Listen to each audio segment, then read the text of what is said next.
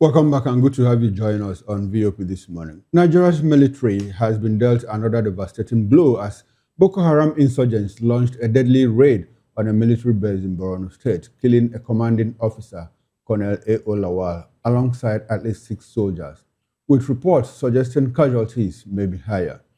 The Nigerian army confirmed the attack, describing it as a fierce encounter in which troops fought valiantly before being overwhelmed.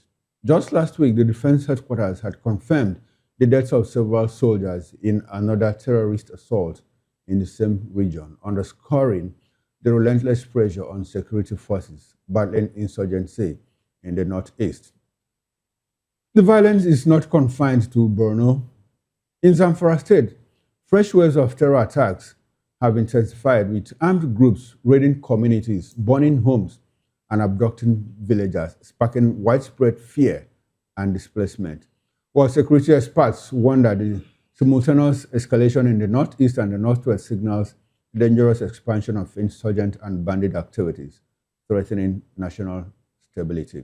Well, we have in the studio here in Lagos, where we are broadcasting from, to help us make sense of this development, this very sad development, is Prince Francis Chilaka. He's a political and public affairs analyst. Beside him, we also have Mr. Elvis Ehime Hele. Elvis is a political and public affairs analyst. And from our Benin outstation, we've been joined by Mr. Frank Ehiosun. Frank is an author, political and public affairs analyst. Gentlemen, thanks for joining us on VOP this morning. We appreciate your presence as always. Good morning. Good morning. Good morning. All right, Prince, good to have you. Now, Prince Francis Chilaka, let me start with you. Colonel killed 6 soldiers. That's the 6th senior officer killed by terrorists in the last 10 days in Nigeria. When we see a situation where terrorists whose mainstay, soft targets, marketplaces, schools and all of that, leave those bases and now get into military bases to attack, abduct and kill our soldiers, where are we headed to, Prince? I think it was about 2 weeks ago when the chief of army staff, if I'm correct, came out and said that the bandits, Chief of Defense staff, the bandits, whatever name you want to call them, they likened them to prodigal son. Our brothers. Yeah, I don't want to talk about brothers because they are not our brothers. No, he said, he likened them to the prodigal child. Okay. But then he forgot that there's something about the prodigal child. The prodigal child took what was his inheritance, his own share of the inheritance, and went a party. But here we're talking about people who are taking what does not belong to them by force. So apart from taking what does not belong to them by force, they kill anybody that stands on their way. So the message should have been, take them out. Because there is no way you can enter into any form of arrangement with this set of human beings. Whether we like it or not, what we have going on is a guerrilla warfare. We must be honest with ourselves. It's a guerrilla warfare. And what happens in a guerrilla warfare is that, first of all, take out the commanders. When you take out the commanders, the troop is left vacant. Then you begin to decimate the troops. When you finish with the troops, who do you now go for? The people. Muslim people. And that is where we're headed to. It is high time we cut the cancer from the origin. I like what the Minister of Defense said, but it's not just by saying it. We want action. Anybody, any Nigerian who comes out to speak in favor or to support what these guys are doing should be arrested. That should be a starting point. Because what we have now has gone beyond the military. It is dragging the citizens into it. And the only way the citizens can help the military to survive is that anybody, no matter who that person is, that comes on air and begin to support the actions of these terrorists should be arrested and dealt with. Okay. All right. Thank you, Prince. I believe that it is high time Mr. President himself also should look into his cabinet. The Minister of Minister of State for Defense should be let go. Let us know where the mole is. Because the way these guys are acting, their precision is top-notch. I just don't think they're ragtag anymore. Do you think that the problem of capacity, the one you talk about, having to look into, his cabinet, do you think that the problem is that of lack of capacity or lack of intentionality? For me, For me, it is lack of the will to do the right thing. If you heard what that 16-year-old boy was saying on, where do you think these guys are getting their intel from? Are they spirits? They are not spirits. There must be somebody who is behind the scene perpetuating this evil. Okay, now there's a lot to talk about in this very issue. Elvis, let me come to you. Yes. Let's begin to interrogate the reason, the reason they try for all of this. Why? Because we make some clarifications between terrorism and insurgency. When you say that these people are insurgents, apparently the technical definition is that, well, they want to run out the government and take over government. But they might apply the tactic or the tool of terrorism, which is, to disorganize the government, hit soft targets, critical national infrastructure, and all of that. In all of this, do you think that the people want to, it might get, because I'm asking this question because the prince said, well, we are immersed in a guerrilla warfare. Do you think that it will get to a point that their target might be, well, to get to Abuja, run out the presidency and take over? Is that what we are dealing with? Absolutely. Absolutely. Yes. That's what we are dealing with. But there were some hits in Abuja before now. The UN building. Yeah. And so many people died. Remember? Okay. That was seat of power. You also remember that during Buhari's administration, even what they call them now, Brigade of Guard, that went to the law school when Abuja Law School was being threatened. You remember that some of them lost their lives when they were coming back? You also remember that even during Buhari's time, his convoy, pilot convoy, was attacked in Katsina State, and some Nigerian army lost their lives. So if these people can be this brazenly close to the seat of power, what will stop them from overrunning the seat of power and taking over? Is it not what happened in Afghanistan? It's what happened in Afghanistan after the US army left. Within 1 week, they overran the country and the Taliban took over the government. So what are we talking about? Taliban, Boko Haram, ISWAP, they are brothers and sisters. Their aim is that we want to take over the government. So, but Prince says something that I know too well, that if we must have to fight this insurgent, we have to look inward. We have been talking about financiers. Okay. Yes, the government, and he made mention that the government must be able to stand its ground. Very correct. But Mr. Koro, the biggest of all is that these people hit targets precisely and get what they are looking for. Precision and accuracy. Accuracy, 100%. Do you know how that happens? Because they have moles within the armed forces. Listen, they said when Brigadier General Brimo was killed, just like a week ago, they said they came around 12:30 a.m. And they said they came from different directions at the same time. These ones cannot just be planned by this ragtag, like that 15-year-old boy we saw.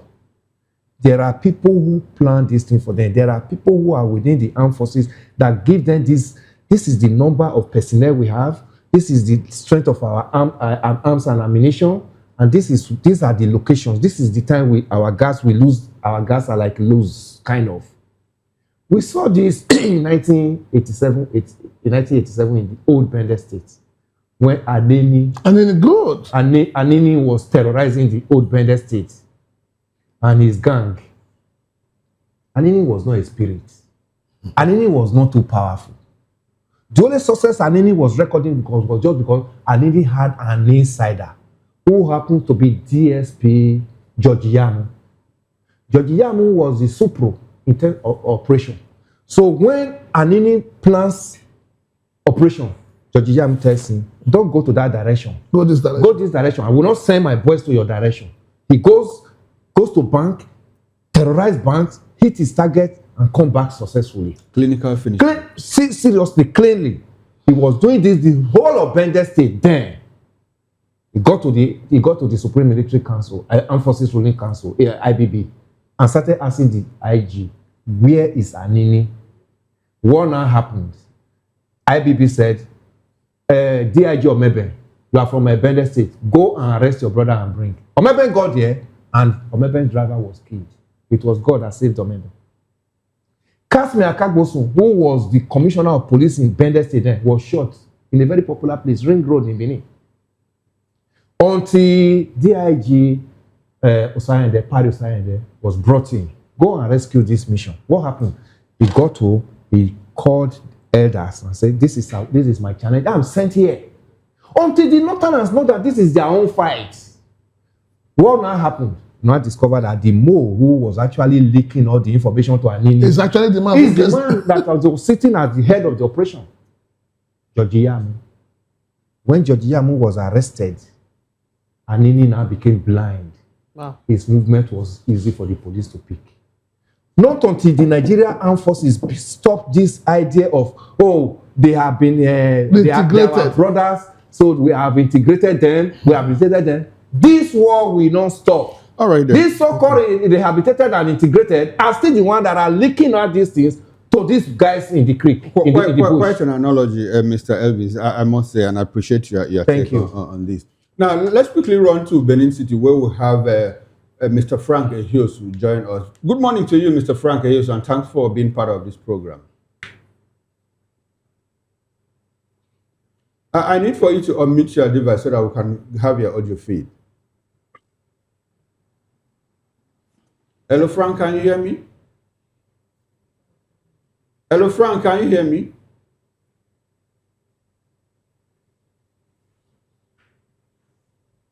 All right, well, let's get that fixed and we'll go back to him. In the meantime, let's remain in the studio here. Now, Prince, you talked about cutting off the source, of these things.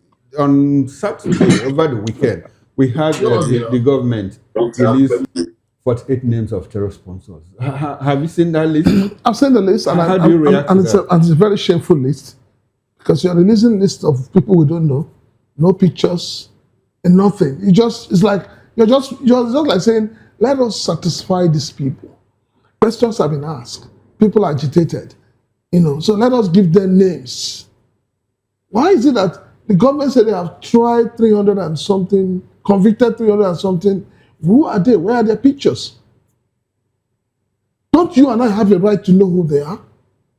When they arrest people and they call them ESN and IPOP, they put their pictures. They put their pictures for everybody to know who they are. So why are we covering the picture? Why are we covering the faces of these so-called Boko Haram and insurgents? I want to know who they are.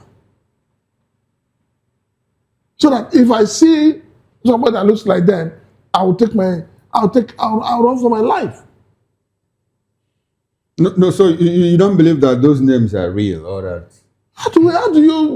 Who are they to start with? So who were you? What kind of names were you expecting to see on that list?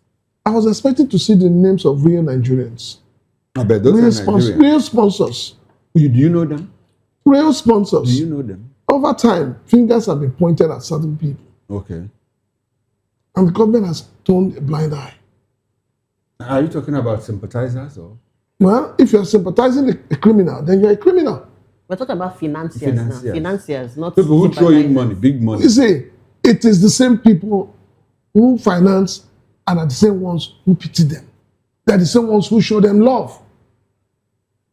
You see, this fight is not a fight for us to sit here and begin to find, it is this. But no, this thing has gone beyond that.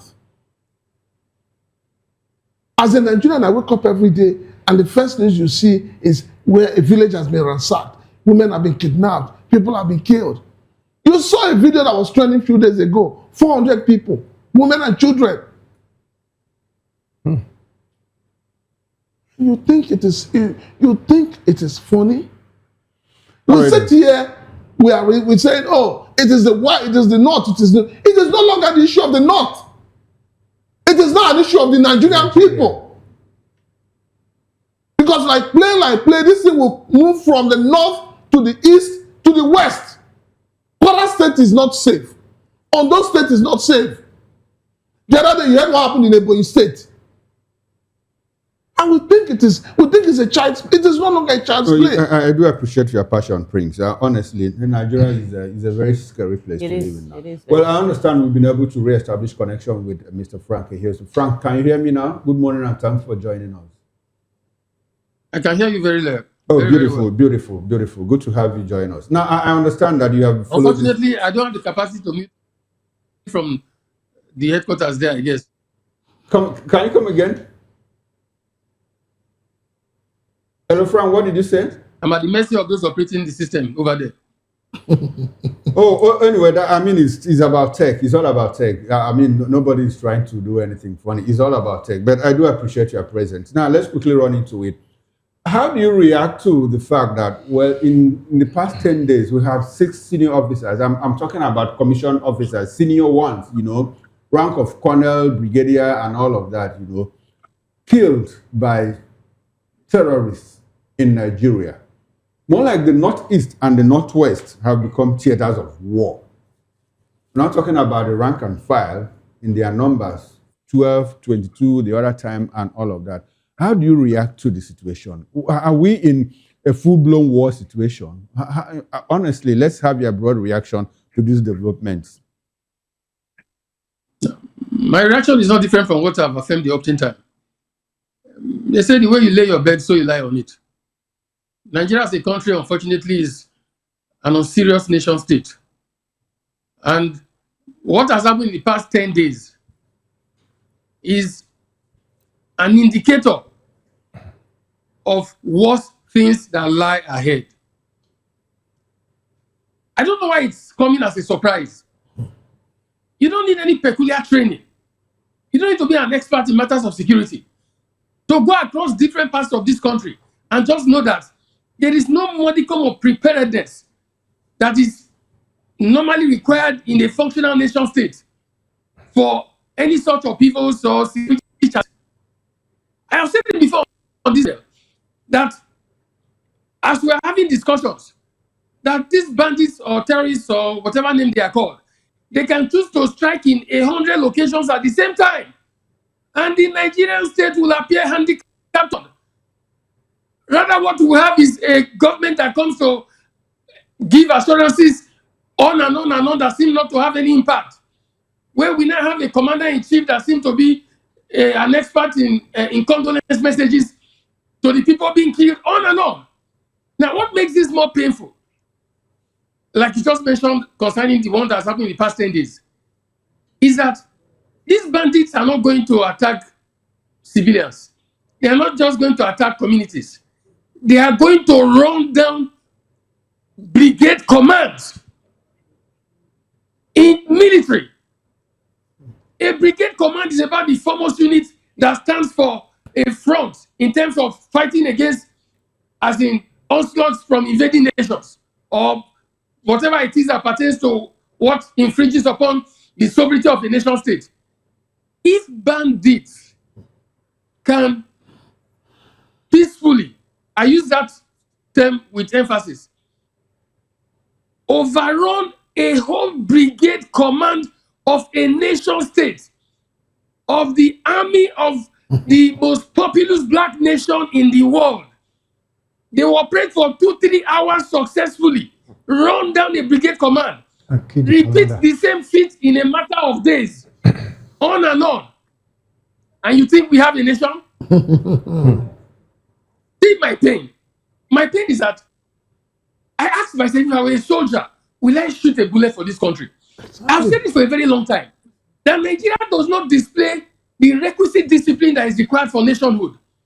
Unfortunately, it has permitted the military, just like it has affected every sphere of our existence as a country. Now, you don't need to be a military expert to know basics, like force security, operational security. I was just wondering, where Where was that relegated to in the strategy book of Nigerian military?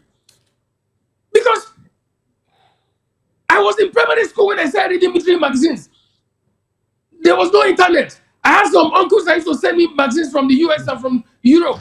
And from that time, you get conversant with some basics in military operations. Way back 80s or even earlier. And right now, in the 21st century, you have the military of the largest black nation of the world sending troops to harm's way, no strategy in force security, no enforcement of operational security. Bandits could operate for 3 hours successfully, kill generals, and there's no response. God, how do you explain it? See, it is painful that our soldiers are being sent to such shameful deaths in the hands of ragtag bandits. It pains me so much. Frank. Because I believe very strongly that our people can do better. But because there is lack of accountability, Frank, there is impunity in the chain of command. Frank, and the president gives excuse for them. He says Frank, may I just cut you in here briefly? Do you think it's an issue of accountability or complicity? Because here in the studios, we are talking about the fact that there's intelligence breakdown. There are moles in the military. Or don't you think that that's a big hindrance? Because, I mean, for instance, Borno has been a stronghold for Boko Haram and all this insurgency for over 10 years. How is it possible that we are still losing a whole battalion? We are still losing troops. Is it that the military cannot use maybe drones or technology? Is it that they are incapacitated? Is it that the insurgents are like years ahead? What exactly is the issue? Because we can keep talking about all of this, profess solutions, but if the major issue that is confronting us, which is moles, complicity from within, how do we move forward? How do we move forward from here, really? See, on the issue of moles and complicity, that is secondary to the issue of accountability and impunity. Okay. A gun has been jumped already. In a military, not just military, in any system where there's impunity, where there's unaccountability, obviously there's lack of discipline. That is what gives room for complicity to thrive. That is what gives room for most to play their card very successfully. That is the truth. So the issue of most and complicity is even not just secondary, it's a tertiary issue. The core issue is the fact that the military, just like the nation state at large, has lost her bearing in terms of the requisite discipline that makes for survivability, that makes for a functional system. That is the truth. Okay.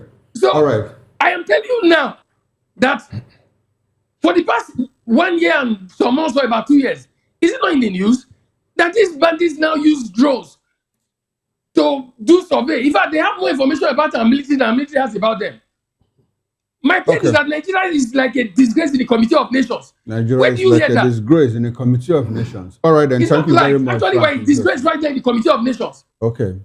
I think at some point we heard President Trump say that Nigeria is a disgraced nation, and we started battling with him here, whether we are disgraced or not. I do appreciate your take on this matter, and I would like for you to stay with us because we'll come back to you in the course of the show so that we can get your concluding thought on this.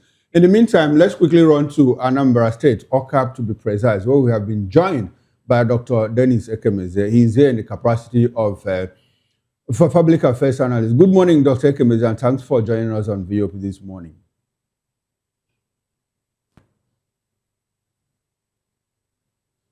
Can you hear me, sir? I need for you to unmute your device so that I can get your audio feed.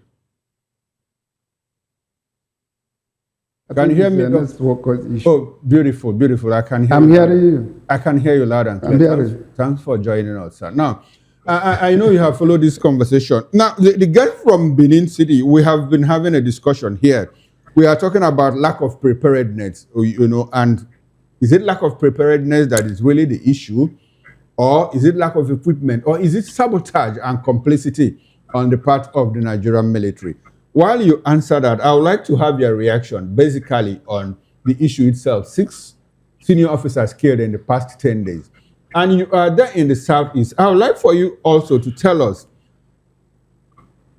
the presence of the military in the Southeast. How many road points, checkpoints do you still have if you can give us the number, if you can give us statistics, are there still roadblocks manned by the military in the southeast? And what is the level of insecurity that warrants keeping those numbers of soldiers in the southeast, where we have, as a matter of fact, theaters of war in the northeast and in the northwest? I'd like for you, I've asked like 3 or 4 questions. Now, I hope you'll be able to put all of them together and let us get some context to everything that you understand. And which one comes first? Well, let's first checkpoints. Okay. There's we have enormous a number of roadblocks in the southeast. From Onitsha to Enugu, you have about not less than 15 checkpoints in various, either at the express or at the what we call the old road. And if you are traveling from Aba to Oka, I don't think you will be able to account for the number of police posts or checkpoints. And the question whether the military are with them, they are. And my question is, have they replaced the toll gate? I know why I asked this question. Because you must give something before you pass. Even to the extent that we are beginning, change will be given to you. So it's another industrial development for that set of people. Now, the other side... Dr. Kemezi, I'm sorry to butt in at this point. I'd like for you to tell our viewers, what is the level of alertness, what is the level of insecurity that warrants keeping those checkpoints in the southeast? How often do you have... I think it's minimized. It's okay. Minimized. As I said earlier, the control of security during the Christmas season has been sustained. But you cannot easily remove the people operating as security agents or road maintenance officers because of the lucrativeness of the business. Okay. All right, let's leave the southeast. Let's leave the southeast and have you react to the development in Borno State, where in the past 10 days we have had 6 of our gallant soldiers come under the knife of, in fact, under the bullets of terrorists and insurgents. Very painful. There's some of us that were in Sierra Leone or in Liberia during their war, or even the Nigerian Civil War. I don't think it has escalated to this level of destroying our well-trained manpower. Of course, Nigeria, under the leadership of ECOMOG, we were able to quell the insurgency in Sierra Leone and Liberia. And in Nigeria, especially in the northeast, is becoming an impossible task. And I think my observation is that we are being reactive instead of being proactive. And you will recall that I once said that the insurgency has taken a dimension of guerrilla warfare. And such guerrilla warfare has been aggravated by the Boko Haram using technology more than our military men.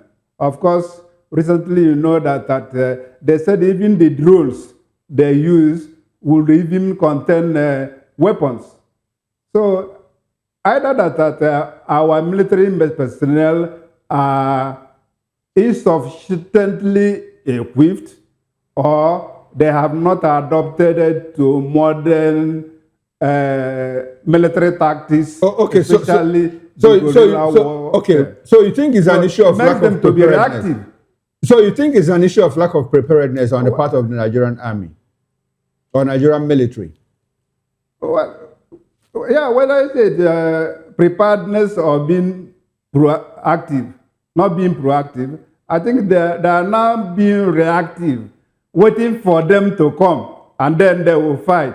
Instead of attacking them, they ought to have been more militant more combative than they are now. I think that's the issue. Whether they are prepared or not, when we are young, we are trained as scouts to be always prepared.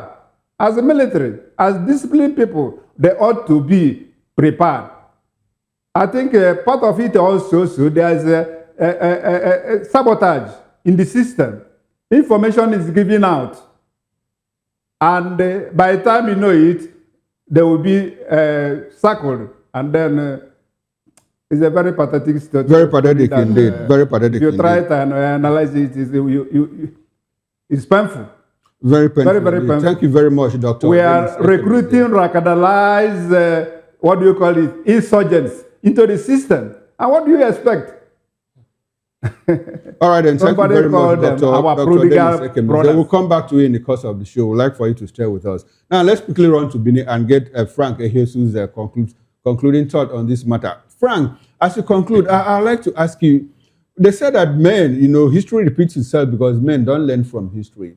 I mean, like how many years ago, about 10 years ago, we saw all of this, how pressure was put on the government of Goodluck Jonathan, and we understand that, there was spike in insecurity, Chibok girls kidnapping, people were killed here and there.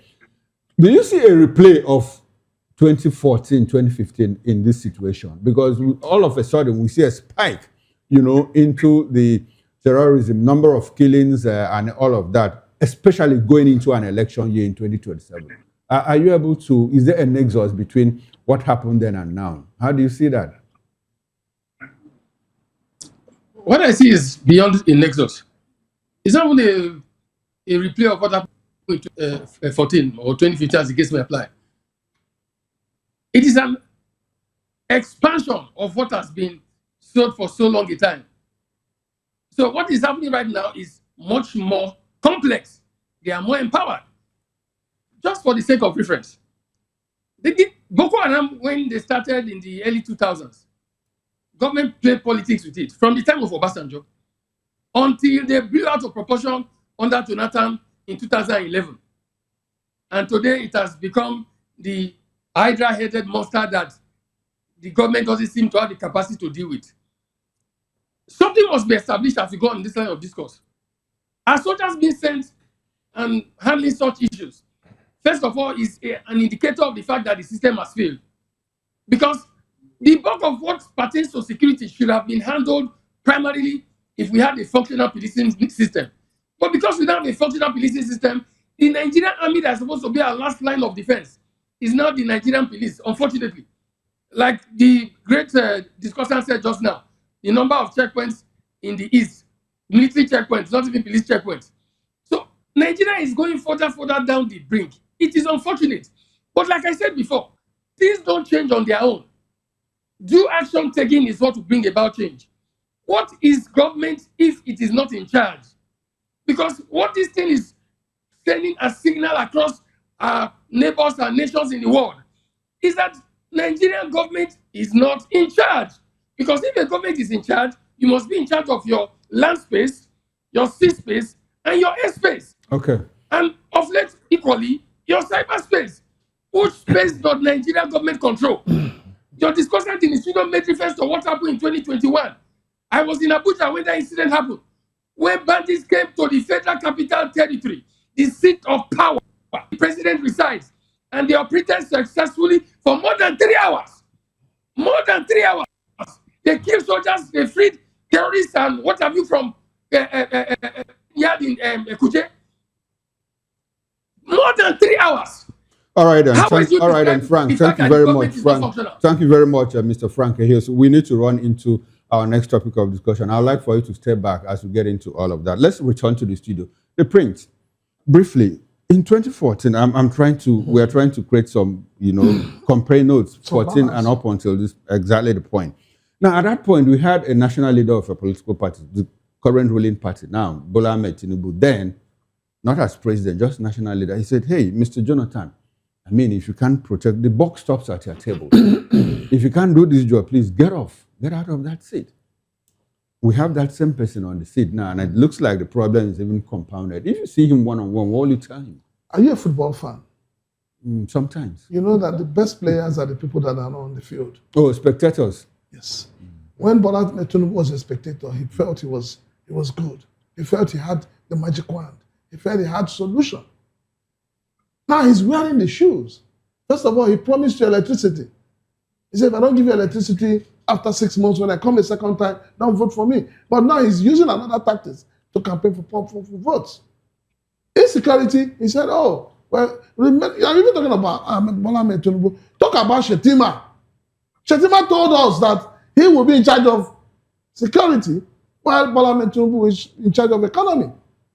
Since this administration came to power, have you heard anything from Shetima? Did the president hand over security to him? Do you know? It doesn't matter, but you see, we like to pretend as if we don't know what is happening. He was the governor of Borno State when insurgency was at its peak. Chibok girls. Up to today, one of them has not come back, so we are told. If he was not able to manage when he was a governor, do you think he will make any impact? Have you asked yourself why your minister for power has refused to resign and go and contest the election? Because he knows that he failed Nigerians as a minister. And he knows that the people of Oyo State will not vote for him. If I see Bola Tinubu today, one-on-one, I'll tell him to resign. He doesn't have the capacity to protect the lives and properties of Nigerians. All right, then. Thank you very much, Prince. Elvis, your concluding thought on this matter. Yeah, I want to remind our Vice President, Kassim Shettima, when he was governor of Borno State, he protested to meet the president then, Muhammadu Buhari, and told Buhari that Nigerian armed forces are ill-equipped, that the insurgents are much more sophisticatedly equipped than Nigerian armed forces. Now he had the opportunity to become number 2 in this country.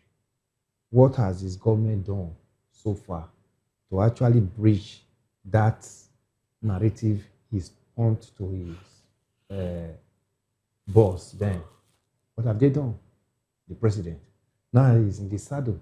I think by now one would have been talking that, oh, what he said then, they've been able to at least live to the expectation. Because remember the problem called Brigadier General Adeniyi had when he said, give me ammunition to fight this insecurity. We can do it. What happened? He was court-martialed. And his boys. Remember, it was Femi Falana that bailed him out of that matter before his rank was restated and he was retired. So we are still within the same cul-de-sac. We are still the same. The same cul-de-sac of no arm equipment to fight this insurgent. The same cul-de-sac of our brothers, rehabilitate them and let them be living free life and become informant to their brothers right there in the bush. When are we going to deviate from that and face these people head-on? And face these people. No, sorry, I think I disagree with you on the issue of equipment. Yeah. The military has gotten enough money. The problem with the military when it comes to that is lack of accountability. Enough money is different from having the equipment. We have heard that for the past 7 years of Jerry, military defense has always been carrying the highest chunk in the budget. Is it getting to the people that need it? We are told that, even though they are denying it, that Brahma was disappointed by the only APC in that attack, though they are denying it. Then I also read the piece that most of the equipment that they are even using are obsolete. These are equipment that we brought. All right, then, gentlemen. How do we face okay, all right. We do appreciate your time and attention on this show, your presence. We would like for you to stay with us as we get into our second topic of discussion. Nigerian Air Force bombs market in Northeast. Opposition says it is the 19th time under the All Progressives Congress APC. Do join us again. We'll be right back.